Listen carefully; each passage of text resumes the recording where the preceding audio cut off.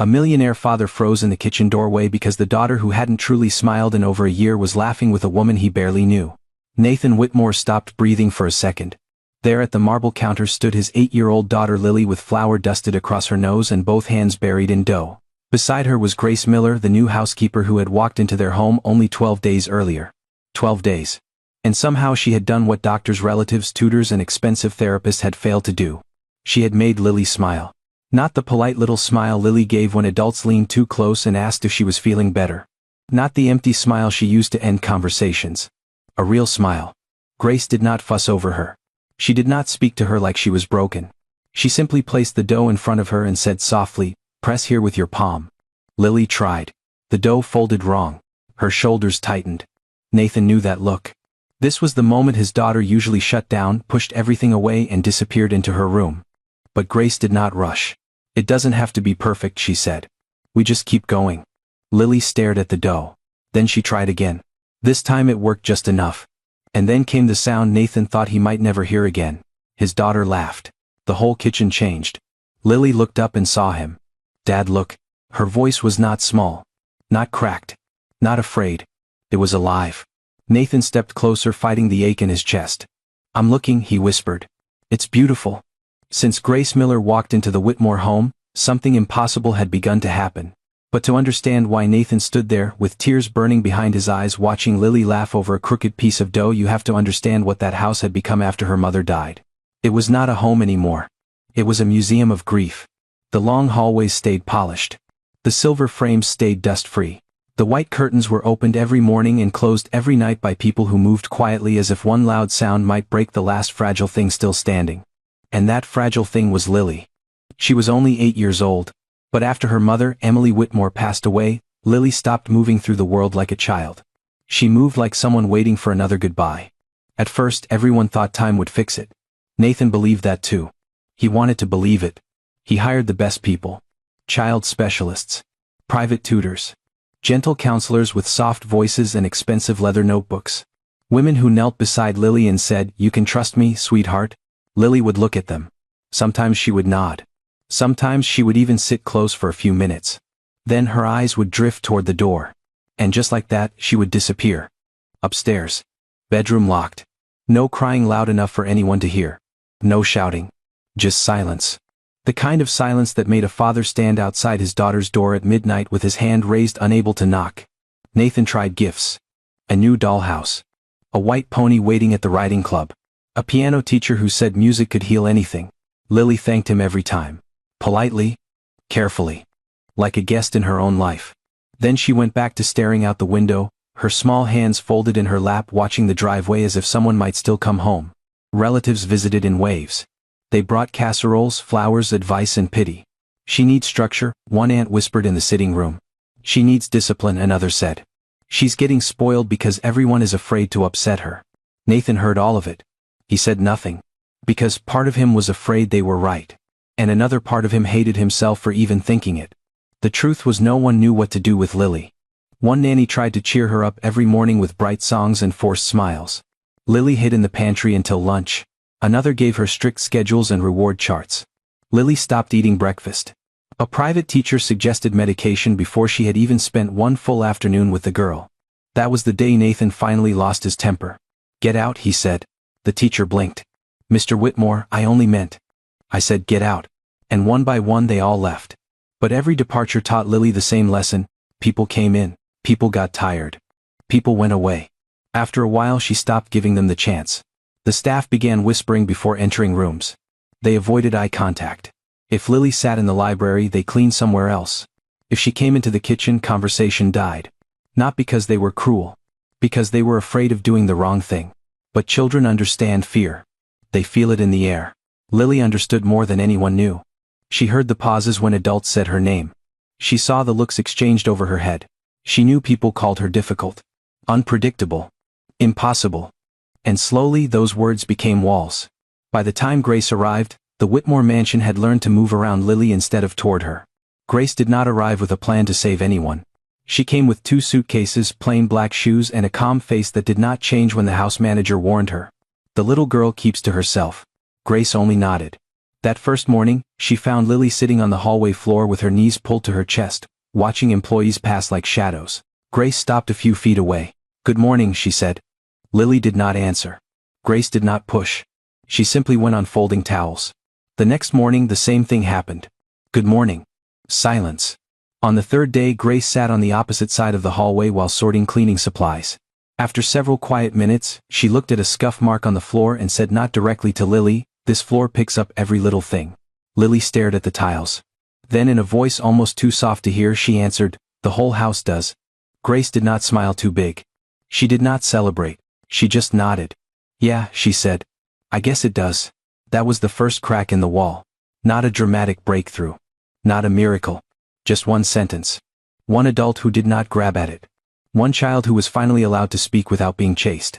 And now standing in the kitchen doorway days later, Nathan understood the weight of what he was seeing. Lily was not just making bread. She was staying. She was listening. She was trying again after a mistake. She was standing beside someone without preparing to run. Grace dusted a little flour from the counter and slid the dough back toward Lily. Again she said gently.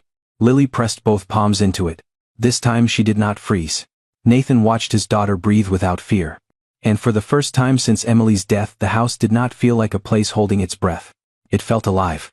Grace Miller never tried to rescue Lily Whitmore. That was what made her different. Everyone before Grace had walked into that house with a mission. Fix the child. Cheer her up. Pull her out of grief. Bring back the little girl Nathan used to know. But Grace did none of that. She did not chase Lily down the hallway when Lily disappeared. She did not ask, "Do you miss your mom?" in that soft, careful voice adults used when they wanted sadness to look pretty. She did not kneel in front of Lily's face and demand eye contact. Grace simply stayed. Quietly, steadily. Like a lamp left on in a dark room. The morning after the bread dough, Nathan watched from the far end of the hall as Grace carried a basket of clean towels toward the linen closet. Lily sat on the stairs hugging her knees pretending not to notice. Grace passed her once. Then twice. On the third trip, she stopped beside the bottom step and adjusted the basket on her hip. "These towels are too tall for the closet shelf," Grace said. Lily looked up. "Just a little." Grace glanced at the stack. "If they fall, I'm blaming the towels." No smile. No performance. Just the smallest crack of humor. Lily blinked at her. Then she whispered, "Towels can't be blamed." Grace nodded like she had been corrected by a serious expert. "That's fair." And she kept walking. Nathan stood still. Most people would have grabbed that moment. They would have rushed in, praised Lily, pushed for more words, asked a dozen questions. Grace did not. She let the moment breathe. That afternoon, Lily wandered into the laundry room while Grace folded sheets. The room was warm, filled with the soft thump of the dryer and the smell of clean cotton. Sunlight came through the small window and turned the floating dust into gold. Lily stood by the door. Grace did not look surprised. She simply lifted one corner of a sheet and said, "This one needs another pair of hands." Lily hesitated. Her fingers tightened around the edge of her sweater. Nathan had seen this before. The wish to step forward. The fear of being needed. The panic that came when someone expected too much. Grace waited. No pressure. No smile begging for trust. Just space. After a long moment, Lily walked over and took the other corner. Together they folded the sheet badly. One side hung lower than the other. Lily stared at it. Her face changed. That small shadow crossed her eyes, the one that always came before she shut down. Grace saw it. "It's crooked," Lily said. "It is," Grace answered. Lily swallowed. "I did it wrong." Grace shook the sheet once and laid it over the table. "No," she said. "We folded a crooked sheet." Lily looked at her. Grace smoothed the fabric with both hands.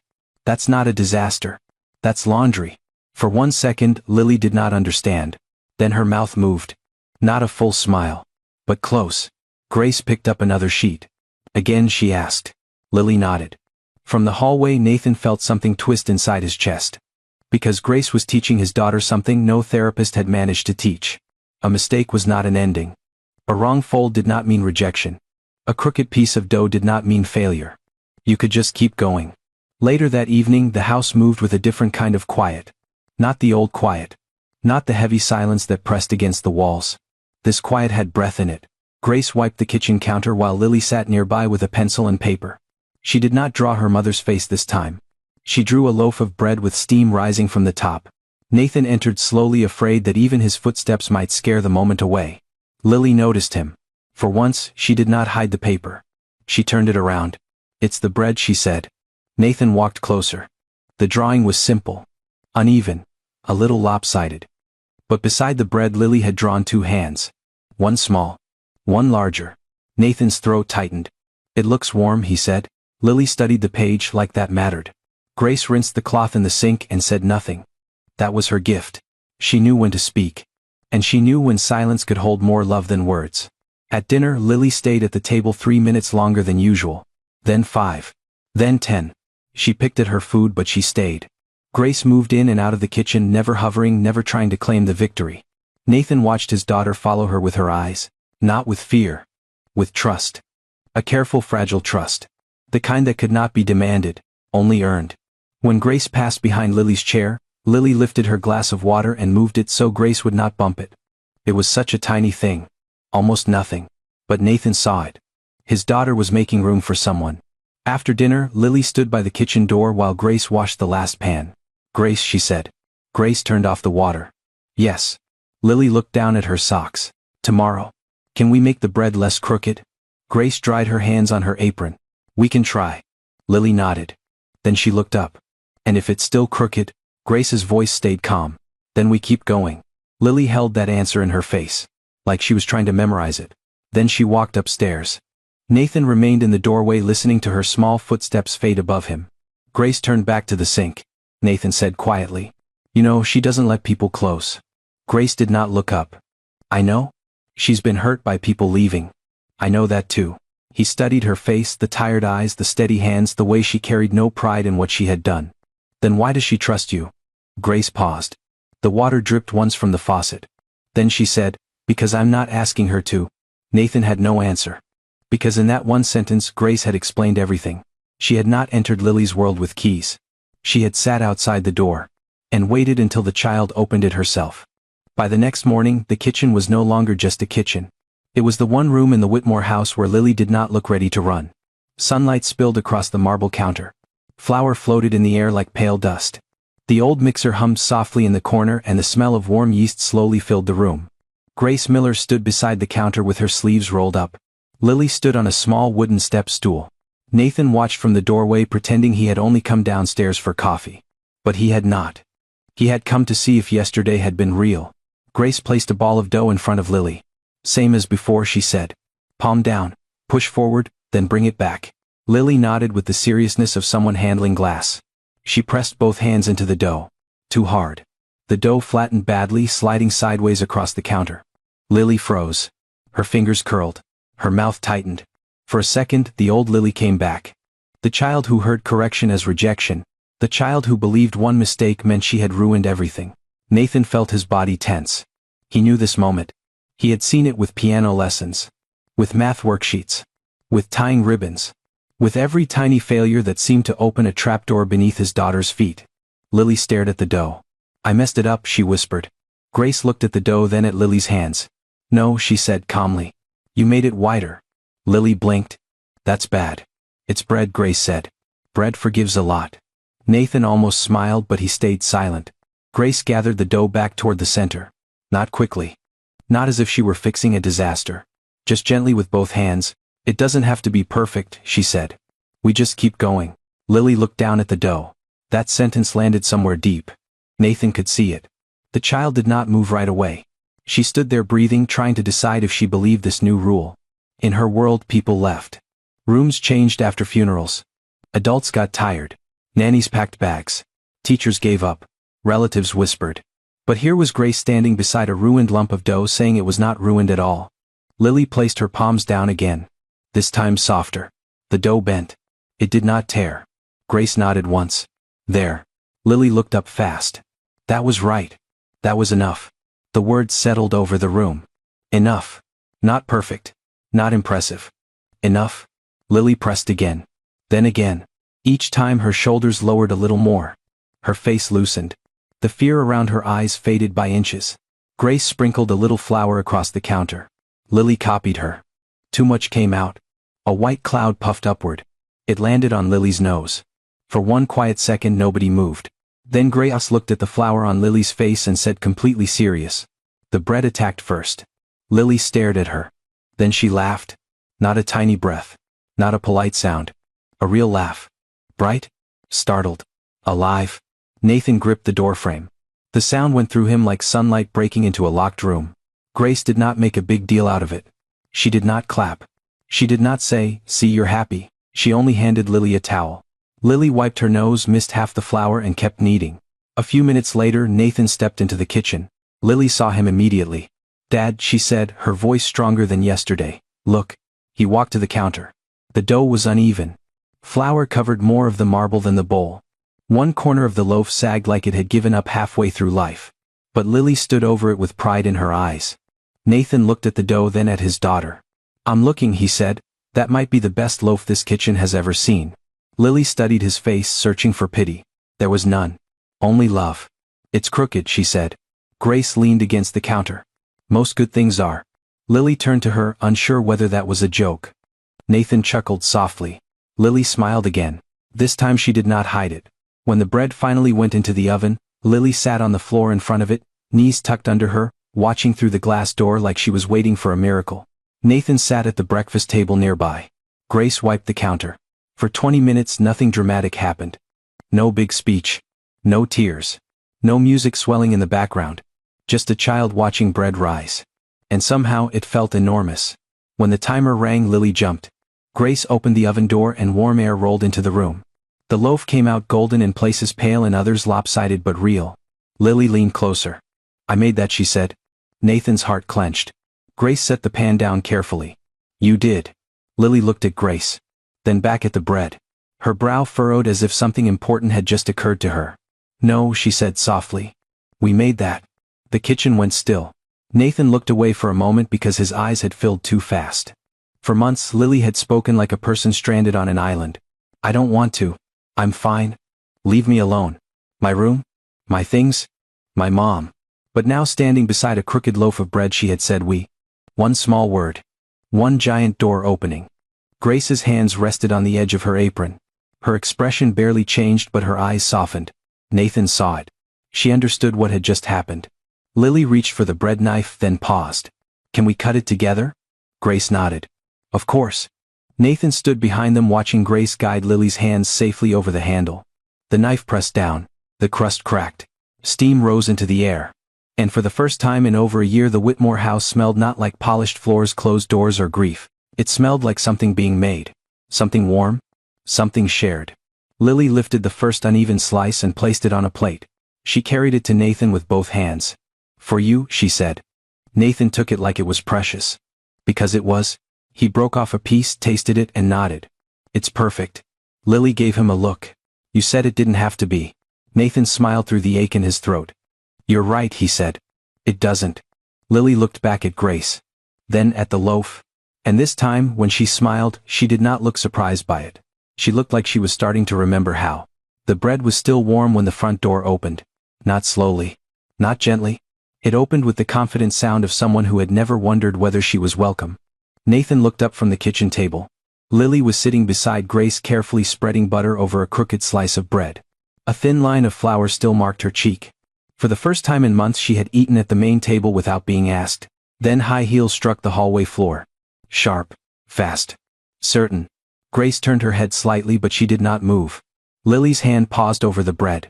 Nathan knew that sound. His sister had arrived. Victoria Whitmore swept into the kitchen wearing a cream-colored coat, dark sunglasses pushed on top of her head, and the kind of perfume that entered a room before she did. She stopped in the doorway as if the sight in front of her had offended some private rule. Lily at the kitchen table. Grace beside her. Bread between them. Warmth in a room that for over a year had belonged only to silence. Victoria's smile appeared quickly. Too quickly. "Well," she said, setting her handbag on the counter. "Look at this." Nathan stood. "Victoria. I didn't know you were coming. I was nearby." She was never nearby. She crossed the kitchen and kissed Nathan's cheek, barely touching him. Then her eyes moved to Lily. "Hello, sweetheart." Lily looked up. "Hi, Aunt Victoria." It was polite. Calm. Then Lily turned back to the bread. Victoria noticed. Her smile tightened. For a woman like Victoria, attention was not something to be shared. Especially not with a housekeeper who had been in the home less than 2 weeks. She looked Grace up and down. Not openly rude. Worse. Quietly measuring. "You must be the new help." Grace wiped her hands on her apron and nodded. "Grace Miller." Victoria did not offer her hand. I've heard your name. Grace said nothing. Nathan saw the change in his sister's eyes. She was not looking at Grace like an employee. She was looking at her like a threat. Lily lifted the plate. We made bread. Victoria glanced at the loaf. Did you? Lily nodded, a small bit of pride returning to her face. Grace showed me how. There it was. Grace? Not Miss Miller. Not the housekeeper. Grace? Victoria heard it too. Her eyes flicked to Nathan. That's nice, she said. But Lily should be spending more time with children her own age. The club has programs. Playdates, art classes, real structure. Nathan's jaw tightened. We tried those. Then try harder. The kitchen went still. Grace turned back to the sink and began rinsing a bowl, quiet as ever. She did not defend herself. She did not step into the conversation. She made no attempt to prove her place. And somehow, that irritated Victoria even more. She walked closer to Lily and lowered her voice into something soft and dangerous. Sweetheart, you know people who work here don't always stay forever, right? Lily's butter knife stopped moving. Nathan looked sharply at his sister. Victoria. But Victoria kept going. I'm only saying this because I love you. Sometimes we get attached to people and then they leave. That can hurt even more. Grace's hands froze under the running water. Only for a second. Then she turned the faucet off. Lily stared at the bread. The warmth that had filled the kitchen began to drain away. Nathan saw his daughter's shoulders fold inward. Not all at once. In inches. The way a flower closes when the sun disappears. She's not leaving, Lily said. Her voice was quiet. Victoria gave a careful sigh. You don't know that, honey? Lily looked at Grace. Grace did not answer. Because it was not her place to make promises she had not been asked to make. That silence cut Lily deeper than any lie would have. Her lower lip trembled. Nathan stepped forward. That's enough. Victoria turned to him offended. I'm trying to protect her. No, Nathan said. You're scaring her. Victoria's face hardened. And you're confusing her. A housekeeper is not family, Nathan. She can be kind. She can help. But you cannot let Lily replace what she lost. The words hit the room like glass breaking. Replace what she lost. Lily pushed back from the table. The chair scraped loudly against the floor. Grace turned toward her but still did not reach. Lily's eyes were bright now. Full. Terrified. I'm not replacing Mom, she whispered. Nathan's face changed. Victoria's confidence flickered for the first time. Lily looked from her aunt to Grace, then to the bread on the table. The bread they had made together. The first thing she had called we. Her small hands curled into fists. I just wanted to make bread. No one spoke. The hum of the refrigerator sounded suddenly too loud. Then Lily grabbed the drawing she had made earlier, the little loaf of bread, the two hands, the rising steam, and crushed it against her chest. She turned and ran. Up the back stairs. Fast. One door slammed above them. Then another. Nathan stood frozen for half a breath. Grace closed her eyes. Victoria lifted her chin, but the victory she expected was not there. Only damage. Nathan turned to his sister. His voice was low. Do you have any idea how long it took her to stay in this room? Victoria swallowed. You were only making sure the house stayed the way you understood it. He looked toward the stairs. But my daughter is not a room you can lock up and preserve. Grace picked up the crushed napkin Lily had left behind. Her fingers were steady but her face had gone pale. Nathan saw that too. Victoria had not only frightened Lily, she had reminded Grace of her place. The help. Temporary. Disposable. Someone who should never matter too much. Nathan looked at the crooked loaf of bread still sitting in the middle of the table. Minutes ago it had been a miracle. Now it looked like evidence. Proof that Lily had begun to heal. And proof that not everyone was ready to let her. Lily did not run because she was angry. She ran because in one sentence her aunt had brought the whole year back. The hospital room. The closed bedroom door. The black dress Nathan wore at the funeral. The quiet adults. The whispers. The people who came close, promised gentle things, then disappeared one by one. Upstairs Lily slammed her bedroom door and pressed her back against it. Her breathing came fast, too fast. In her hands the drawing was crushed into a tight ball.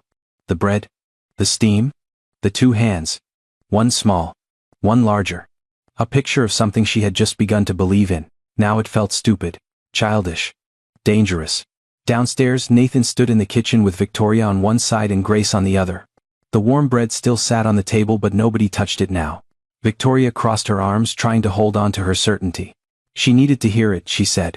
You cannot let her become dependent on someone who may not stay. Nathan turned slowly. His voice was quiet but it landed hard. She is 8 years old. Victoria blinked. She lost her mother, Nathan said. She is not dependent. She is lonely. Grace lowered her eyes. That word filled the room. Lonely, not difficult, not dramatic, not impossible. Lonely. Victoria looked toward the stairs, but pride kept her feet planted. Nathan did not wait for her to answer. He walked out of the kitchen and climbed the stairs. Each step felt heavier than the last. At Lily's door he stopped. For a moment he only listened. No sobbing. No shouting. That scared him more. He knocked once. Lily. Nothing. He rested his hand against the door. It's Dad. A long silence. Then her voice came through, small and sharp. Go away. Nathan closed his eyes. He had heard those words before. After the funeral. After the first nanny left. After a therapist told her that anger was part of healing and Lily decided never to speak to her again. But this time Nathan did not leave. He sat down on the floor outside her door, his back against the wall. All right, he said softly. I'm right here. Inside the room Lily stood frozen. She had expected him to knock again. To plead. To get upset. To send someone else. But the hallway stayed still. Minutes passed. Then she slid down the inside of the door, still holding the ruined drawing. Her voice came again. She's going to leave. Nathan looked at the closed door. Grace? Lily swallowed. Everybody leaves. The words were barely louder than breath. Nathan felt them like a hand closing around his throat. He looked down at his own hands. The hands that had signed papers, run companies, made decisions worth millions. And yet for more than a year they had not known how to hold his own daughter's pain. Your mom didn't want to leave you, he said. Silence. She was sick, sweetheart. She loved you every minute. The door shook slightly. Lily had pressed her forehead against it. I know. But the way she said it meant she did not know. Not in the part of her heart that still waited. Nathan's voice broke, but he kept it steady. And Grace didn't come here to replace anyone. Lily's fingers tightened around the paper. Aunt Victoria said people like Grace leave. Nathan took a slow breath. Aunt Victoria was wrong to say that. Another silence. Then Lily whispered, Grace didn't say she wouldn't. Nathan had no easy answer. Because Grace had not said it. And maybe that was what made the fear feel so real. Inside the room, Lily opened her hand and looked at the crushed drawing. The bread was bent across the middle. The two hands were almost torn apart. Her eyes filled again. I was stupid, she said. Nathan sat up straighter. No. I thought she liked being with me. She does. You don't know? I saw it. Lily's chin trembled. People act nice before they leave. That sentence broke something in Nathan. Not loudly. Not suddenly. But deep. Because he realized this fear had not started today. It had been growing quietly in every goodbye, every failed helper, every whispered warning, every adult who treated Lily like a problem too heavy to carry. He had thought he was protecting her by hiring people. By managing grief. By keeping life organized. But his daughter had learned a different lesson. Love was temporary. Closeness was dangerous. Hope was something that could be taken away. Nathan leaned closer to the door. Lily, listen to me. You are not too much. Inside her breath hitched. You are not hard to love. She squeezed her eyes shut. And you did not do anything wrong by caring about Grace. For the first time the doorknob moved. Slowly. The door opened just a few inches. Lily stood there in her socks, hair loose around her face, cheeks wet. In her hand was the crushed drawing. Nathan did not rush her. He stayed where he was sitting on the floor. Lily looked down at him. She'll go away, she whispered. Nathan held out his hand. I don't know everything that will happen, he said. But I know this. Nobody gets to scare you for loving someone.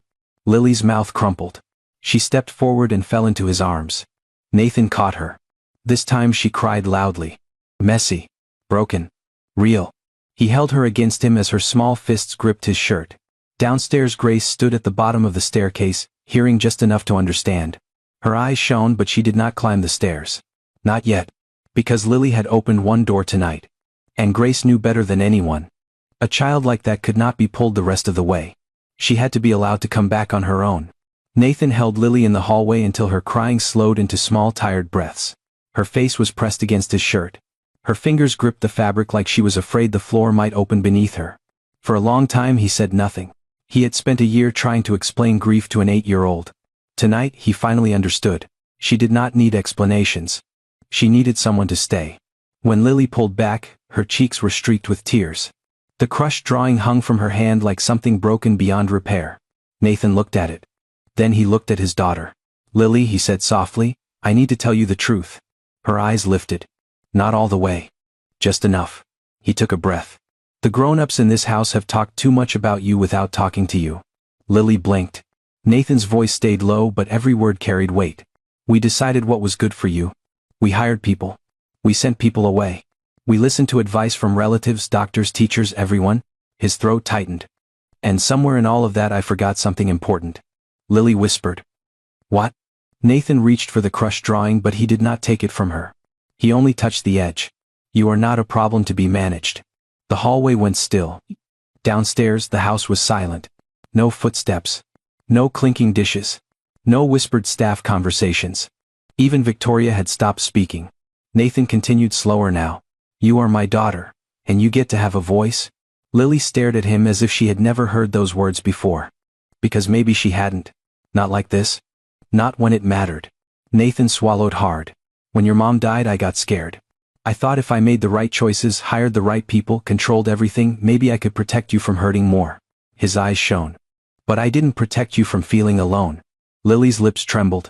You were sad too, she said. Nathan let out a broken little breath. Yes. For the first time, he did not try to look strong. Not like the businessman everyone trusted. Not like the rich widower people pitied from a distance. Just a father sitting on the floor admitting he had been lost.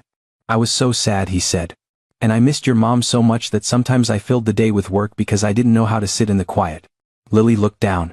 I sit in the quiet all the time. Nathan closed his eyes for a second. That sentence hurt more than any accusation. When he opened them, his voice was steady. You shouldn't have had to.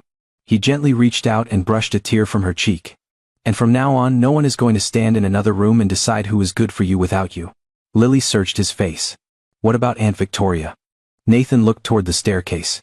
A different kind of firmness entered his expression. Your aunt loves you. But love does not give her the right to scare you. Lily held the crushed drawing tighter. She said Grace might leave. I know. And Grace didn't say anything. Nathan nodded. She didn't because Grace is careful with promises. That does not mean she does not care. Lily's eyes filled again. But what if someone makes her go? Nathan's face changed. Not angry. Clear. No one is making Grace leave because they are uncomfortable with seeing you get better. Lily went very still. Those words moved through her slowly. Seeing you get better. As if healing was not betrayal. As if smiling in a kitchen did not mean she loved her mother any less. As if making bread with Grace was not replacing Emily. It was simply living. Nathan stood and held out his hand. Come with me. Lily hesitated. Then she placed her small hand in his. They walked down the stairs together. One step at a time. At the bottom, Grace was standing near the hall table. Her apron was dusted with flour. Her face was calm but her eyes were wet. Victoria stood in the kitchen doorway, with her arms folded, her expression caught between pride and regret. Nathan did not raise his voice. He did not need to. Victoria, he said. Lily heard what you said.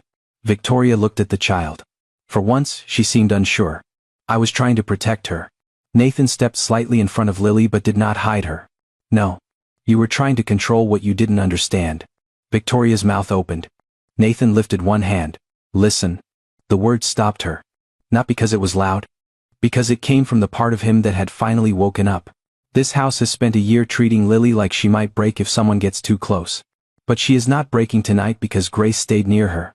She is hurting because you told her closeness was dangerous. Victoria's face softened just a little.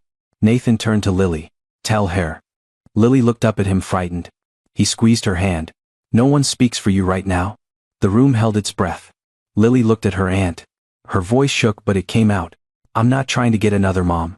Victoria's eyes flickered. Lily looked down at the crushed drawing. I just don't want everyone to leave when I start liking them. Grace's hand moved to her chest. Victoria looked away. Nathan knelt beside Lily. That was brave, he whispered. Then he turned to Grace. You have been kind to my daughter.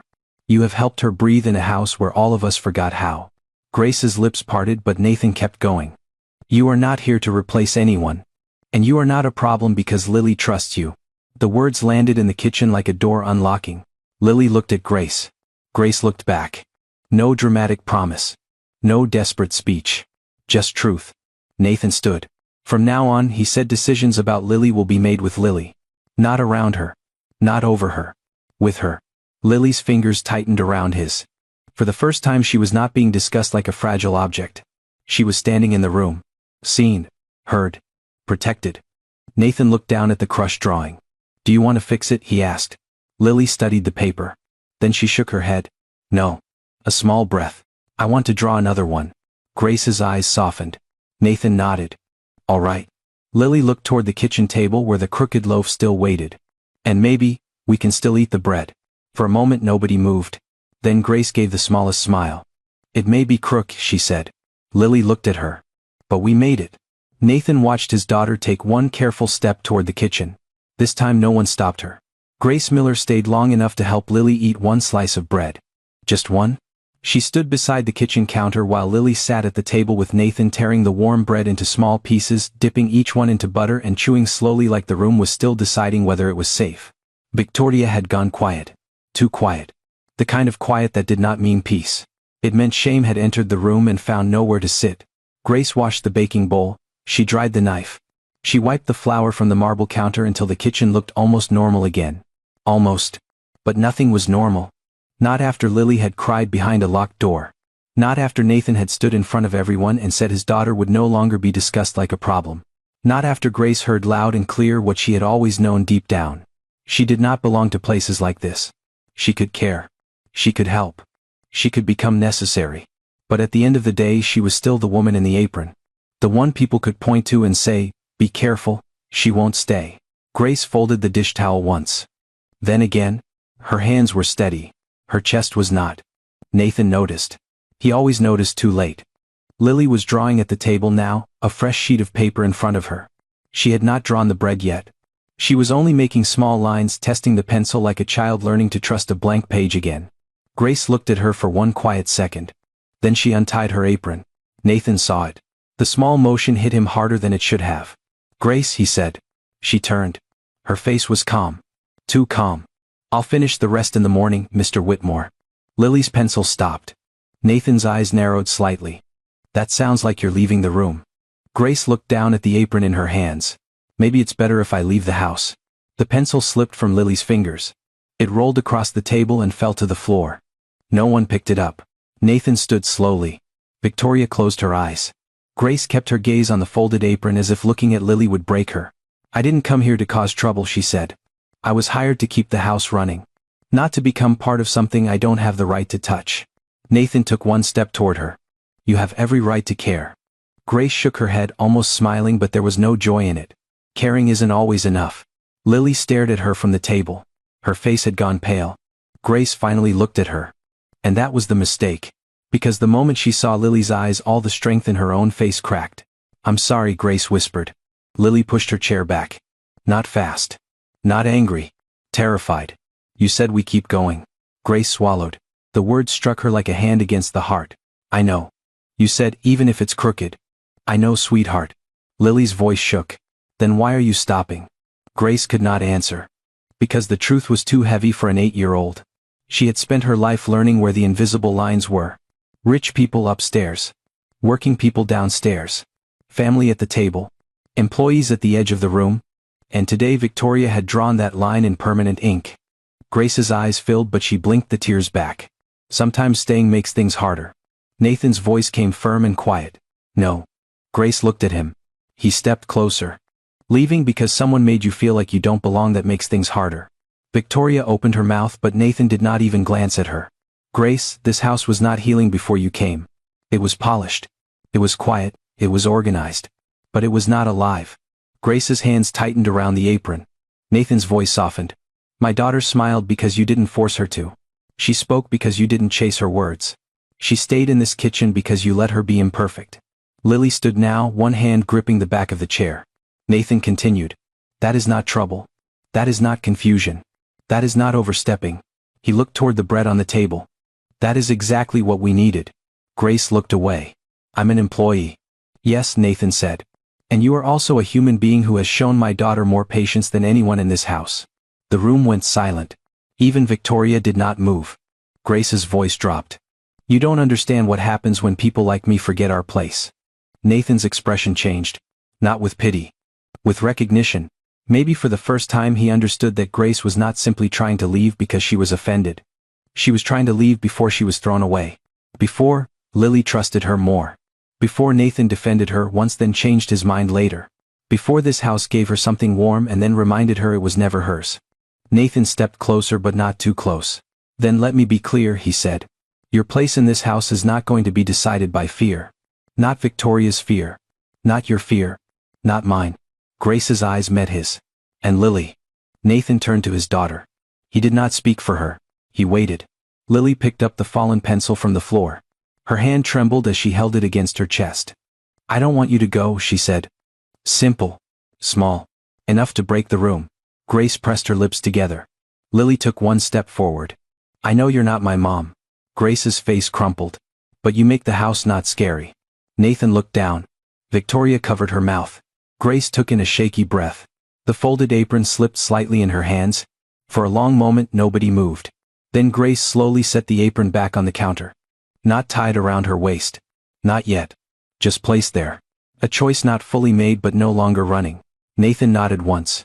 You can stay, he said softly. Only if you want to. Grace looked at Lily. Lily looked back waiting. Not begging. Just hoping. Grace picked up the pencil from Lily's hand and placed it gently on the table. Then maybe, she said, her voice barely holding, we should finish that drawing. Lily's breath caught.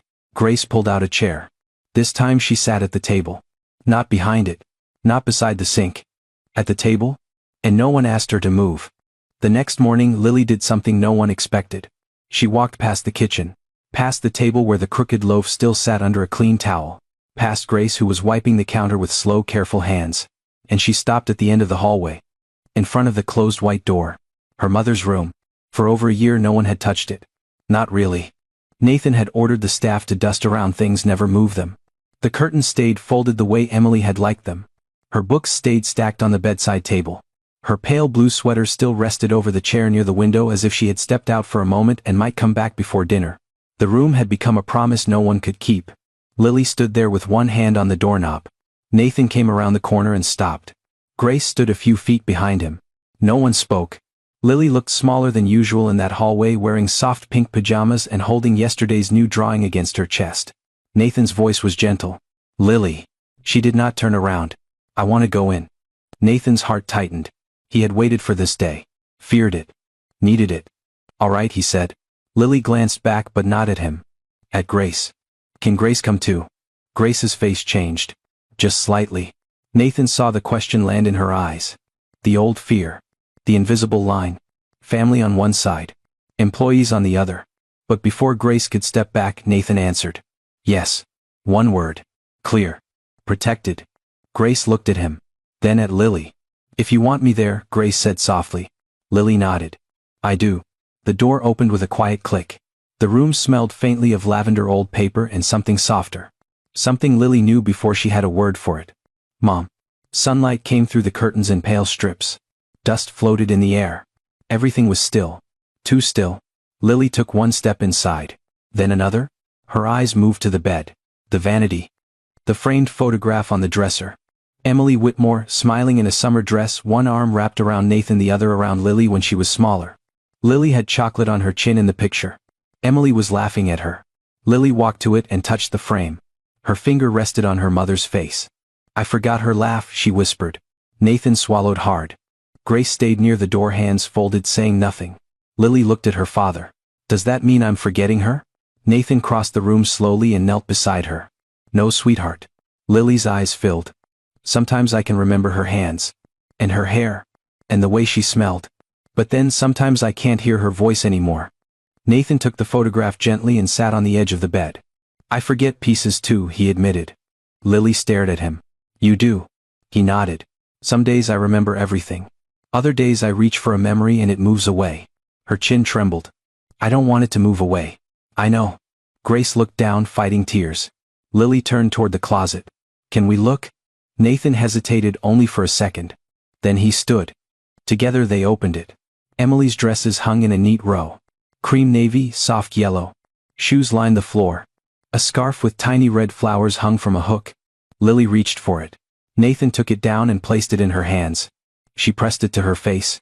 For a moment she closed her eyes. The room held its breath. Then Lily turned to Grace. Did your mom have a scarf? Grace blinked. The question surprised her. No, she said quietly. But she had an old green sweater she wore every winter. Lily lowered the scarf. Do you still have it? Grace's mouth curved into something sad. I do. Lily thought about that. Then she looked around the room. I thought if we moved anything Mom would disappear. Nathan's face tightened. Grace took one small step forward. She won't, Grace said. Lily looked at her. Grace's voice stayed soft. People don't stay because their things never move. They stay because we carry them with us. Lily held the scarf tighter. Nathan closed his eyes. That was the sentence he had not known how to say. Lily looked at the room again. The untouched bed. The silent vanity. The chair with the sweater. It feels like she's trapped in here, Lily whispered. Nathan looked at his daughter. Then at the room he had preserved out of fear. Maybe he had not kept Emily close. Maybe he had kept everyone else from breathing. Lily walked to the chair and touched the blue sweater. Can I keep this in my room? Nathan's voice broke. Yes. And the picture? Yes. She glanced at Grace. And maybe, the scarf can stay downstairs. In the kitchen? Nathan blinked. The kitchen. Lily nodded. So when we make bread, she's there too. Grace covered her mouth. Nathan looked at the scarf in Lily's hands. For the first time, moving something did not feel like losing Emily. It felt like inviting her back into their lives. Not as a ghost in a closed room, but as love in the places where they still lived. Lily picked up a small photo album from the dresser and sat on the floor. Nathan sat beside her. After a moment, Grace sat too. Not too close. Close enough? They turned the pages slowly. Emily holding baby Lily. Emily laughing in the backyard. Emily with flour on her own cheek standing in that same kitchen years ago. Lily's eyes widened. She made bread. Nathan laughed softly through tears. She tried. Was it crooked? Very. For the first time inside her mother's room, Lily smiled. Not because the pain was gone. Because the memory had changed shape. It was not a locked door anymore. It was a story they could open together. Lily leaned against Nathan's side, still holding Emily's scarf. Then carefully, she reached one hand toward Grace. Grace looked at the small hand. Then took it. No one said anything. They did not need to. In that quiet room surrounded by photographs and sunlight and the woman they all knew could never be replaced, Lily began to understand something her heart had been too frightened to believe. Remembering did not mean staying frozen. Loving her mother did not mean refusing everyone else. And healing did not erase the past. It carried it forward. The scarf stayed in the kitchen. Not folded away. Not hidden in a drawer. Lily chose a small hook near the pantry door, where the soft blue fabric could catch the morning light. Nathan stood beside her while she hung it there. Grace watched from the counter, saying nothing, but her eyes told the truth. Something had changed. The house no longer felt like it was holding its breath. For 3 quiet days, peace returned in small pieces. Lily came downstairs for breakfast. She asked Grace how much flour went into the bread. She sat beside Nathan at dinner and told him in short little sentences what she had drawn that afternoon. Not much. But enough. In the Whitmore house, enough had become a beautiful word. Then on the 4th morning the envelope arrived. No return address. No stamp from a company. Just Nathan Whitmore's name typed across the front in cold black letters. It was waiting on his desk when he entered the study. At first he thought it was business. Contracts came to him that way. Legal papers. Private offers. Problems wrapped in expensive silence. But the moment he opened it, his stomach tightened. Inside were copies. Old documents. A faded police report. A court filing. A grainy photograph of Grace Miller, younger, thinner, standing outside a courthouse with her head down. Nathan stared at the papers. The room seemed to narrow around him. At the top of one page, someone had circled Grace's name in red ink. At the bottom, a message had been typed in bold letters. Is this the woman you trust with your daughter? Nathan did not move. The house was quiet outside the study door. Somewhere down the hall, Lily laughed once, a short, bright sound. Nathan looked toward it. Then back at the envelope.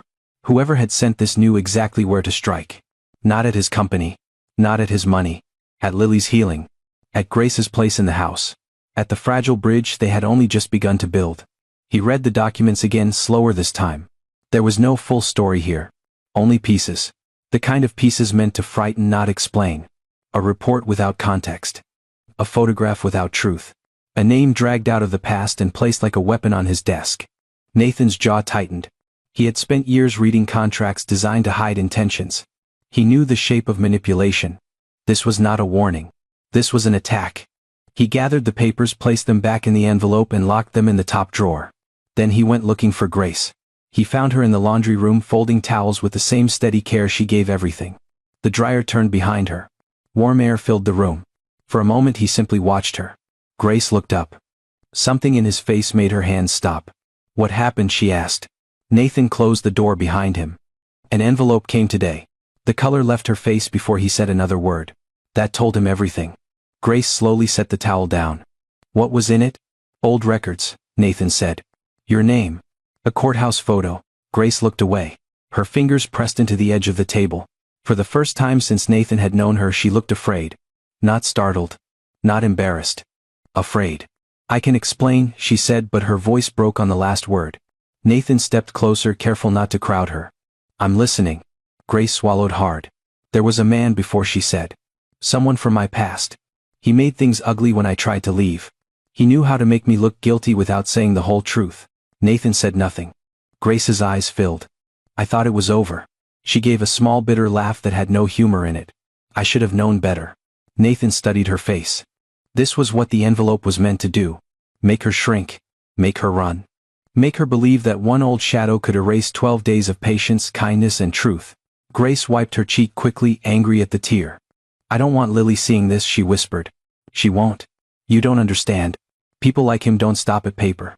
Nathan's expression hardened. Then we stop him. Grace looked at him, stunned. Nathan. No. His voice was quiet but final. You are not standing alone in this. Grace shook her head. I can leave tonight. Before she gets hurt. Before this becomes something bigger. From the hallway a small sound came. Both of them turned. Lily stood in the doorway. Barefoot. Silent. Holding the blue scarf in one hand. Her eyes moved from Grace's face to Nathan's. Is Grace leaving? Grace closed her eyes. Nathan walked to Lily and knelt. No, sweetheart. Lily looked at Grace. But she's scared. Grace pressed one hand to her mouth. Nathan turned back toward her. Yes, he said gently. She is. Lily stepped into the laundry room. The dryer hummed. The house waited. Lily held out the scarf, the one that had belonged to her mother. You said people stay because we carry them, she whispered. Grace's face crumpled. Lily's voice shook, but she kept going. So don't let a bad person carry you away. No one breathed. Nathan stood slowly. In that moment he understood the truth. The envelope was not just about Grace's past. It was a test of what this house had become. Would they return to fear? To silence? To people leaving before love could take root? Nathan looked at Grace, then at Lily. No one gets to use fear to decide who belongs here, he said. Grace stared at him through tears. Outside, morning light filled the hallway. And for the first time the Whitmore house did not feel fragile. It felt ready to fight for what was healing inside it. No one in the Whitmore house ran this time. Not Grace. Not Lily. Not Nathan. The man from Grace's past came back thinking fear would still work. He thought an old report, a courthouse photo, and a few ugly lies could turn Nathan against her. But Nathan did not stand behind a desk this time. He stood beside Grace. With a lawyer. With the truth. And with Lily holding his hand. In a quiet legal office downtown, Grace faced the man who had once made her feel small. Her hands trembled at first.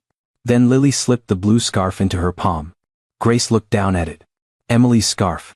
A reminder that love did not vanish just because pain had entered the room. Nathan's attorney laid out the documents one by one. The full story came out. The threats. The manipulation. The missing pieces that had been hidden for years. The man's confidence broke. Grace did not shout. She did not beg. She simply lifted her chin and said, "You don't get to use my past to steal my future." And that was the moment everything changed. Weeks later, the Whitmore kitchen was filled with sunlight again. Flour covered the counter. Lily stood on her step stool drawing while Grace shaped dough beside her. Nathan leaned against the doorway smiling softly. On the paper Lily drew 4 things. Herself, her father, Grace, and the kitchen counter covered in flour. No one stood far away. No one was outside the picture. At the top in uneven letters Lily wrote, "We keep going." Nathan looked at it and felt his eyes burn. Because the house that once felt frozen had learned to breathe again. Grace had not replaced Emily. She had helped Lily carry her memory into the light. And Lily, the little girl everyone thought was too broken to reach, had done something even braver than smiling. She had trusted again. Sometimes, healing does not come from grand speeches or perfect answers. Sometimes it comes from one patient person who stays close without forcing their way in. The people we love are never replaced. They are carried forward in every new act of kindness, every shared table, every warm kitchen, every small moment when we choose not to give up. So tell me in the comments, have you ever met someone who helped you heal without even trying? And if this story touched your heart, subscribe to the channel because the next story may remind you that even after the darkest loss, life can still open a door.